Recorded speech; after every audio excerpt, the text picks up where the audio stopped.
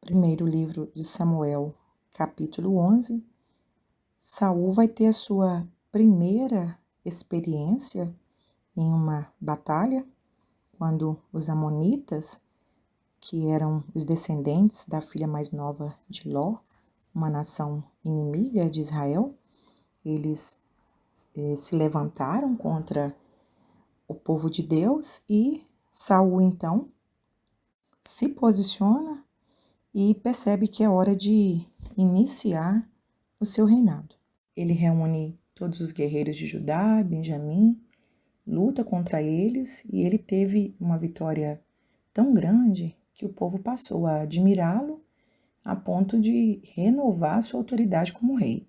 No capítulo de número 12, Samuel já está cansado, idoso e ele então resigna o seu cargo, passando a liderança do povo para o rei, para Saul. Ele faz aquele discurso mostrando a ingratidão do povo, tanto por ele, pelo seu trabalho, pela sua dedicação, quanto pelo próprio Deus que eles haviam rejeitado. Ele relembra os feitos de Deus, fala da saída do povo do Egito e de outros livramentos que Deus deu. Era como se Samuel estivesse dizendo: gente, vocês, embora vocês fossem rebeldes, o Senhor sempre teve misericórdia de vocês. Vocês clamavam e o Senhor respondia. Deus livrava, levantou os juízes, deu vitória. E agora vocês fazem isso, ou seja, agora vocês rejeitam o Senhor. E aí no versículo 17 ele diz: não é agora o tempo da cega do trigo? Ou seja, vocês sabem que agora é uma estação seca, mas olha o que Deus vai fazer. E nesse instante, o céu fechou e houve uma chuva tão forte, com trovões, e o povo ficou com tanto medo que eles pediram para Samuel: Samuel, pede a Deus por nós, não nos deixe morrer aqui. E aí eles confessam o pecado deles. Nós estamos arrependidos pelos nossos pecados, porque nós pedimos para Deus um rei, ou seja, nós rejeitamos a teocracia de Deus. E Samuel diz para o povo: então tá, tudo bem. É só vocês continuarem servindo o Senhor de todo o vosso coração. Ele nunca vai desamparar vocês. Que texto maravilhoso. Deus mostra o tamanho do seu amor como um pai misericordioso, embora nós, seus filhos, sempre o rejeitemos com nossas ações, somos desobedientes. A misericórdia de Deus não tem fim. O livro de Lamentações diz que as misericórdias do Senhor se renovam a cada manhã. Samuel discursa com o povo dizendo: tão somente temam ao Senhor, sejam fiéis ao Senhor. E se vocês não forem fiéis, vocês vão perecer e o rei de vocês também. O que aconteceu com Saul, que teve um fim muito trágico. Primeiro livro de Samuel, capítulos 13 e 14. No capítulo 13, Saul começa a demonstrar os seus primeiros sinais de desobediência e insubordinação. Ele do nada começa um ataque contra os filisteus e quando ele percebe que ele estava em desvantagem, com um exército muito menor, e Israel também não tinha mais ferreiros, porque era costume de dois exércitos, quando pelejavam, o exército vencedor levava os ferreiros cativos para deixar aquele inimigo sem homens com habilidade para amolar as suas armas, as suas espadas. E quando ele percebe que está em desvantagem, ele fica tão desesperado que ele não tem paciência de esperar o profeta Samuel chegar para oferecer um sacrifício a Deus. Ele faz. E ao oferecer esse holocausto, o que não competia ao rei fazer, ele peca contra o Senhor. E Samuel chega e o adverte. Verso de número 14. Olha, você pecou contra Deus e por causa disso o seu reino não vai dar continuidade. Você vai ser substituído Você não vai ter herdeiro do seu trono. Deus já preparou um outro homem, um outro príncipe, segundo o seu coração.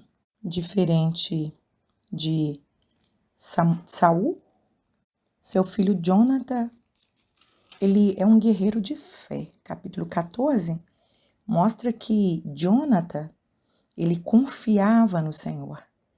Ele chama o seu escudeiro e, de uma forma sorrateira, ele prepara um ataque, só ele e o seu escudeiro.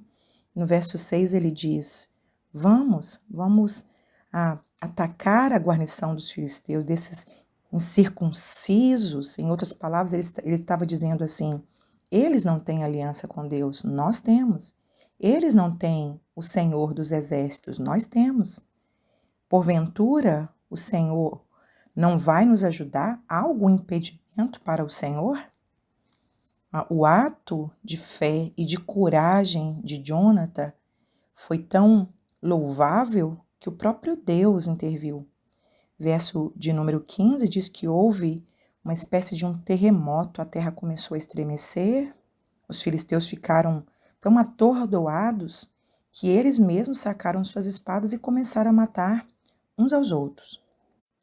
E Saul havia feito um voto precipitado, causando angústia no seu exército, de que nenhum homem poderia provar nenhuma comida até que ele se vingasse de todos os seus inimigos. E Jonathan, sem saber desse voto de Saul, pega um pouco de mel na ponta da sua espada e Saul depois quer matá-lo, mas o povo intervém e o povo salva Jonathan da morte. Primeiro livro de Samuel, capítulo 15, Deus dá uma ordem para Saul, para que Saul elimine todos os amalequitas e tudo que eles tinham. Por quê? Quando o povo saiu do Egito em direção à terra de Canaã, os amalequitas se opuseram e atacaram esse povo em Refidim. Embora Deus tenha dado vitória para a nação de Israel, o Senhor estabeleceu uma sentença para essa nação. E agora ele vai dar essa ordem para Saul, que ele destruísse totalmente a nação dos amalequitas e tudo que eles tivessem. Saul pega o seu exército e ele não faz exatamente como Deus havia ordenado. Ele poupa Agag, que era o rei, e ele poupa também o melhor das ovelhas, dos bois. E aí lá vem Samuel com uma palavra do Senhor. E a palavra do Senhor foi dura.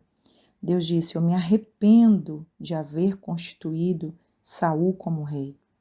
Na verdade, a expressão arrepender em Deus, vários textos na Bíblia, no Antigo Testamento, vai aparecer essa expressão, e Deus se arrependeu. E essa linguagem nós chamamos de linguagem de acomodação.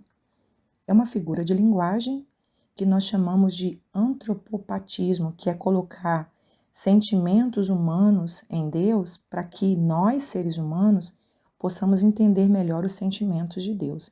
Então, é claro que não é esse arrependimento humano, quando nós falhamos e arrependemos, sentimos tristeza pelo que fazemos. Claro que não é o mesmo sentimento, mas é só para a gente entender melhor o sentimento de Deus. Então, o arrependimento de Deus significa mudança de planos. Deus, então, havia estabelecido Saul como rei, mas agora Deus vai mudar os seus planos por causa da desobediência de Saul. Saul mente, ele diz: não, nós destruímos tudo e como Deus disse. E Samuel então diz para ele: olha, eu estou ouvindo mugido de bois. Que barulho é esse que eu estou ouvindo? Ele disse: ah, Samuel, a gente escolheu assim as melhores ovelhas, os melhores bois, mas é para sacrificar o Senhor. E aí então Samuel dá aquela palavra linda no verso de número 22. O Senhor tem prazer, Saul, em sacrifício muito mais do que a obediência? Obedecer é melhor que sacrificar. Então, esse versículo é maravilhoso porque mostra quando o ser humano quer fazer uma barganha com Deus, uma troca com Deus.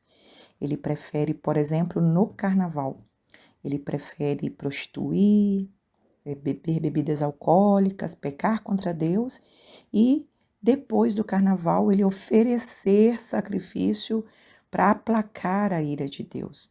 Outras pessoas pecam, vivem uma vida de prostituição, de adultério e depois vão à igreja como se isso fosse compensar os seus atos falhos.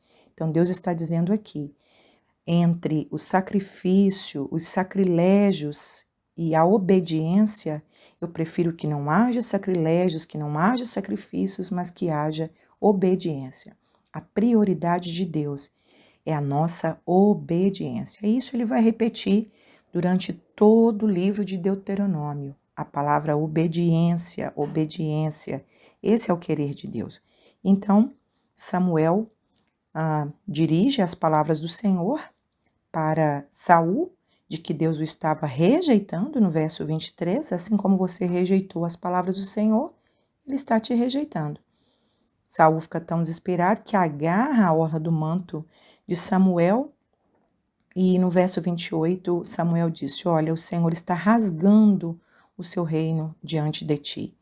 E Deus está estabelecendo ali então a sua sentença contra o reinado de Saul, porque Deus já havia estabelecido alguém segundo o seu coração. E o próprio Samuel tira sua espada e faz o que Deus havia ordenado a Saul a fazer.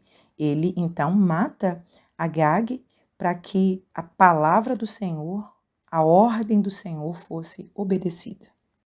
Primeiro livro de Samuel, capítulo 16, Deus fala para Samuel, até quando você vai ter compaixão de Saul? Eu já o rejeitei. Pega a sua vasilha e vá ungir um novo rei.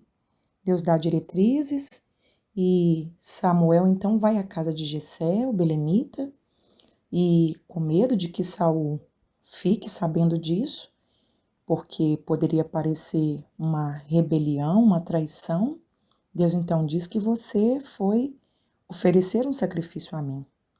E Samuel então responde isso a quem pergunta, e quando ele chega na casa de Jessé e vem Eliabe, e quando ele pensa, esse é o ungido, Deus então dá aquela palavra linda que a gente gosta de pregar.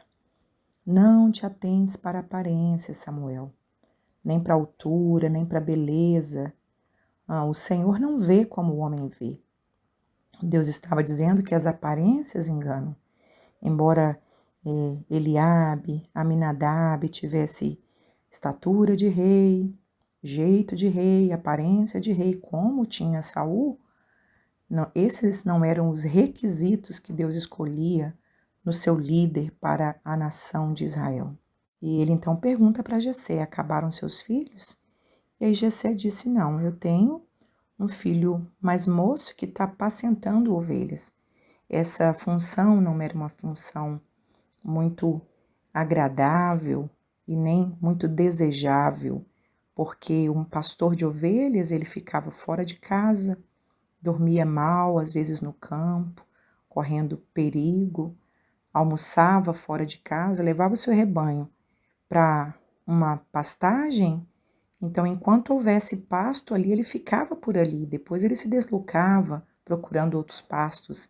Então, um pastor costumava ficar dias e dias fora de casa, dormindo fora de casa.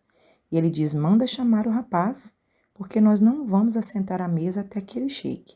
E entra Davi, ruivo, de olhos e boa aparência, ou seja, não significa também que o escolhido de Deus é desprovido de beleza, mas que esses não são pré-requisitos primordiais.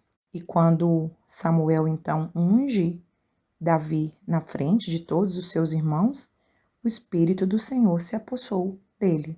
Então, mais uma vez, o Espírito de Deus vindo sobre uma pessoa específica para uma chamada específica, como acontecia no Antigo Testamento.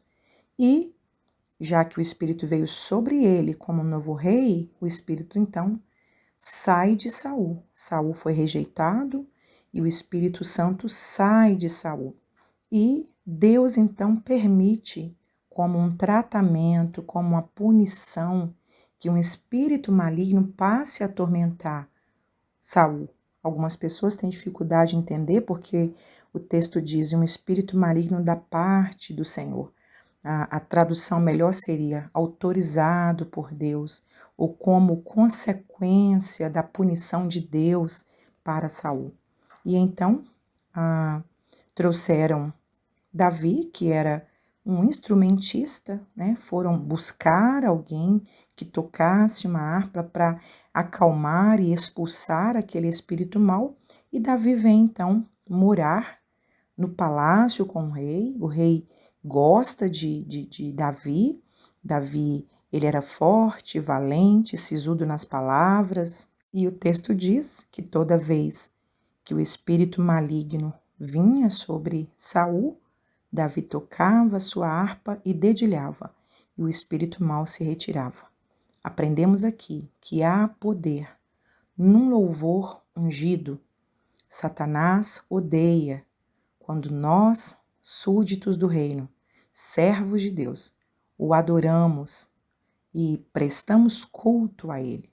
O louvor santo, o louvor cristocêntrico, louvor de adoração, ele expulsa espíritos malignos. Primeiro livro de Samuel, capítulo 17. É aquele episódio maravilhoso que as crianças gostam de ouvir. O gigante Golias de Gate, que lá atrás Israel não havia destruído completamente, estava tocando terror em Israel. Ele vinha já há 40 dias afrontando e dizendo, não precisa de guerra não. Se um de seus homens quiserem lutar contra mim, quem vencer, venceu. Um homem com quase 3 metros, com uma armadura praticamente intransponível, armas letais, como espada, lança, escudo. Ninguém tinha coragem de enfrentá-lo. E Davi, nesse tempo, verso de número 15, ele ia para Saul para atendê-lo, mas ele voltava para Belém para apacentar as ovelhas de seu pai. E um dia, indo ao campo visitar os seus irmãos, levar comida para os seus irmãos, ele ouve aquela afronta daquele gigante e ele se incomoda. Interessante a motivação de Davi. Verso de número 6, ele diz, quem é esse incircunciso para afrontar o exército de Deus vivo? A principal motivação de Davi era a sua indignação de que um homem que não tinha aliança com Deus afrontasse daquela forma um exército do Senhor. Foi essa indignação que moveu o coração de Davi. Quando ele diz incircunciso, ele está dizendo, eu tenho uma aliança com Deus. Eu fiz a circuncisão, eu tenho uma marca no meu corpo que me dá a garantia de que eu tenho uma aliança com Deus. Esse homem não. Então, ele se dispõe a guerrear contra esse filisteu, e quando Eliabe, seu irmão, vê que ele está ali buscando informações, Eliabe humilha, desdenha Davi, pelas palavras dele, dá-se a entender que outras vezes ele costumava fazer isso com seu irmão mais novo. Ele diz, bem conheço a tua presunção e a tua maldade, desceste aqui apenas para ver a peleja. Ou seja, ele demonstrava inveja por Davi e um coração maldoso ao proferir aquelas palavras sobre o seu próprio irmão. Então Davi procura Saul e diz, eu vou pelejar contra este filisteu. E então Saul questiona, diz, não, você é muito moço. E ele conta das suas experiências no campo, cuidando das ovelhas. Ele disse, olha, eu tenho experiências com animais selvagens, eu já matei leão, eu já matei urso, e eu vou fazer com esse incircunciso o que eu fiz com esses animais. Por quê? interessante a motivação, verso 36, porque ele afrontou o exército do Deus vivo. Então, Davi era tão temente a Deus que a motivação não era um orgulho próprio, nem um reconhecimento da sua valentia. A sua indignação era porque aquele gigante estava afrontando o exército do Senhor. Então ele diz: assim como o Senhor me livrou das garras do leão e do urso, ele vai me livrar das mãos deste filisteu. Saul empresta as armaduras para ele, ele rejeita e ele pega as suas armas, as armas que ele possuía, as armas que ele usava no seu dia a dia, que era a sua funda e pedras, para afugentar os animais selvagens, os predadores do seu rebanho. E no verso 45 ele diz: você vem a mim, gigante Golias, com espada, com lance e com escudo. Eu, porém, vou contra ti, em nome do Senhor dos Exércitos, o Deus a quem tens afrontado. Interessante Davi manter o foco. Eu estou indo contra esse gigante porque ele está afrontando o nome do Senhor. Imagine o quanto isso alegrou o coração de Deus. O que é que motivava o guerreiro Davi? Davi então pega a sua funda, joga a pedra e acerta a testa do gigante. E o gigante caiu com o rosto em terra. Pela lei da física, ele deveria ter caído para trás. Percebe-se então no texto que, embora Davi estivesse pelejando, quem deu a vitória foi o próprio Deus. Que nós possamos aprender a guerrear as nossas guerras como Davi. O único propósito seja glorificar o nome do Senhor e que as nossas motivações sejam as mesmas de Davi e que estejamos posicionados a não nos conformar em ver o mundo difamando, atacando a nossa fé, o nosso Cristo e ficarmos inertes. Nós enfrentaremos esses gigantes, mas não na nossa própria força, nem nas nossas habilidades. Nós enfrentaremos no nome do Senhor, porque há poder no nome do Senhor. Primeiro livro de Samuel, capítulos 18, 19 e 20, vai mostrar a forte amizade entre Jonatas, filho do rei Saul, e Davi. Depois que Davi tem essa vitória, ele se tornou uma figura muito popular e as pessoas elogiavam a Davi. Antes as pessoas gritavam: Saul matou milhares, Saul matou milhares. Agora as mulheres gritavam: Saul matou 1000, mas Davi matou 10.000, Davi matou milhares. E isso trouxe rivalidade entre Saul e Davi. Saul ficou com ciúmes de Davi, com medo de que ele pudesse tomar o seu trono. E Deus vai usar o próprio filho de Saul para intervir nesse conflito. Saul dá a sua filha Mical para Davi. Davi não tinha o dote para pagar. Ele disse: não precisa do dote, mas me dá 100 prepúcios de filisteus para eu tomar vingança dos inimigos. Na verdade, ele estava armando ciladas para Davi. Davi vai antes do prazo determinado e ao invés de 100 prepúcios, ele traz 200. Então, Saul entrega sua filha Mical como esposa de Davi e no capítulo 19 e 20 vai mostrar tanto Mical quanto Jonatã salvando a vida de Davi quando Saul intentava matá-lo.